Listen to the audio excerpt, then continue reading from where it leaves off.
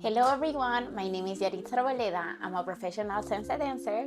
I've been dancing for 14 years now. It's been a long time. And today I wanted to talk about styling.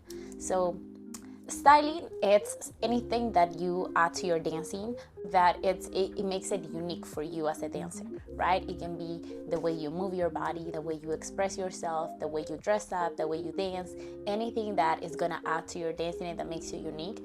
That's styling. I remember that when I was very little and I started dancing, I didn't want to take any styling classes because in my head I had this concept that I didn't want to dance like anybody specific. And I felt like through the years, a lot of the female dancers that I followed, they had a very specific way of dancing. And I saw the people that took classes with these amazing female dancers were just as amazing, but ended up dancing a lot like them. So I always had in my mind like, oh, I want to learn this, but at the same time I don't want to end up dancing exactly like this person, right? It took me a while to actually teach ladies styling per se, right? And it always felt a little uncomfortable in certain way because I felt like lady, the word lady, it was too, I don't know, it was like too much in a box, and it didn't allow me to maybe do certain things, or it was too associated to being super soft and delicate and all of these qualities that I loved, and they were quality of movements that I wanted to do and train and put in practice.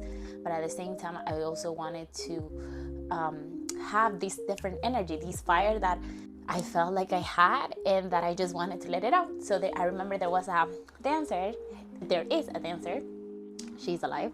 Her name is Delia Madera, and I remember seeing her and feeling that she was somebody who I wanted to follow, right? It was attracting to me, like her energy, how strong, how powerful she is. So it was beautiful.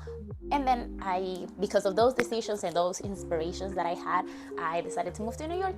And after a few years of training and all of those things, most of my teachers were, in fact, men. But I had a few female influences that were really strong for me and that taught me a lot and allowed me to explore different things for myself. So I think there is always certain misconceptions about styling that we always relate. Oh, ladies styling arms. Like, I don't know what to do with my arms. I feel like that's a very common approach that I get. Like, right? Everyone's like, oh, I want to learn what to do with my arms. And I always say, yes, we're going to learn how to move our arms, but our arms, just like any other part of our body, like it's going to be an extension of whatever happens from our center, right? From the foundation, from the cadence of the dance, that for me is very important. And from there, anything that we add with the arms is an addition, right? It's an extension of your body. And I always like to say too that styling can be the way you move your hair, the way you move your head, the way you close your eyes, the way you look, the way you express. There's so many layers to styling and to become your own self when you dance that sometimes it gets a little lost and it's being put in a box that is only related to arms, right? This goes beyond that. A few days ago, I have an online school, and every Monday we usually post a topic and we develop it. So one of the things I wanted to talk about, it was this styling, and I started searching because I remember when I started teaching styling, lady styling, it's a name that I use. It's a very popular and easy, I feel, to identify and to not get mistaken with anything else. But I do feel that in our modern world, it's a little weird. I don't know exactly how to express it, but I feel like I would like to have a different name for it. So I started looking for like words and why do we have this terminology. And the thing that I caught my attention is that instead of thinking of like lady, woman, and man, we should talk about more the energies that the dancers have to bring or then can offer, right? And if you think about it, like, it's true, every human being has this both energies, feminine and masculine, and we all express it in different ways. And some people feel that they are more feminine, that is more like soft, around emotions, more more related to the quality of movement, and something that is sharper and that is strong and choppy is related more to masculine energy, right? And it's simply because the words itself, feminine and masculine, it comes from the Latin that is femina and masculine or something like that, that it means man and woman. But over the years, the concept that we use is not so related to gender, but is instead more related to the quality of movement. So that's it. I think it's something that is good to just keep in mind. I personally, after reading a little bit of those meanings, I feel like it's a better way that I can express myself and that I feel better when I dance. I remember a few days ago, it was so funny. Somebody told me that when they saw me dancing, that I looked like a guy, like a boy, right? But this person told me, "Oh, I don't want to sound sexist. It's just I don't exactly know how to explain, right?" And it's a thought that stayed in my mind, and I was like, "Wow, I know she doesn't mean that, right? Like, oh, you look like a man." It's more about the energy, right? So I was like, okay. And then I started like searching up over some concepts and those things, and it was super interesting to find out about that. So that's it, something to share and to keep in mind.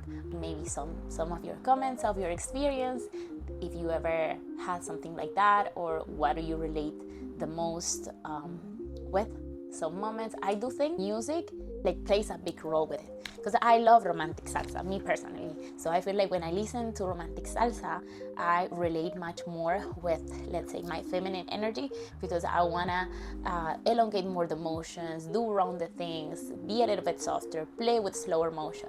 And when I listen to something a little bit more different, like mambo classic or different styles, it becomes more like choppy, more like fiery, strong, and I relate more with that, right? Even the way I dress, when I have to teach, let's say, styling classes, and that I know most of my students are gonna be women, for some reason, I feel like I wanna embrace more those quality of movement. And when I have a mixed class, the way I dress changes too. I wanna wear clothes that is looser, that is not so tight to my body, that it makes me feel a little bit more neutral. And for a long time, it was also because I was ashamed of certain parts of my body.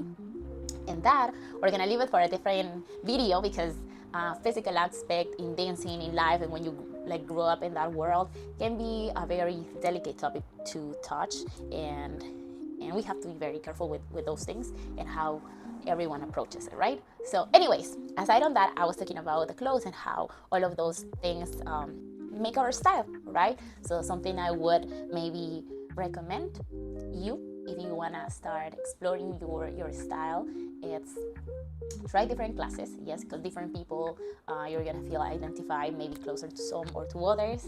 Also try to have some time where you can explore dancing by yourself and listening to your favorite music, like right music that you like, and you will see how it is, right? What type of movements do you do? How can you play with it? Also with your clothes, with the way you dress, what makes you feel, how it makes you feel. I feel like those things are things that keep helping me find more about myself.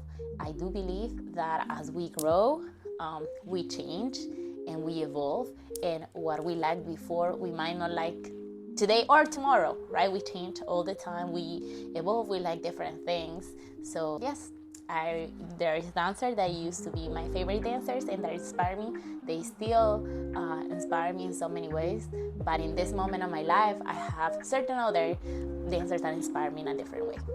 So yes, hope you guys enjoy our talk, and I will see you in my next video. Bye bye.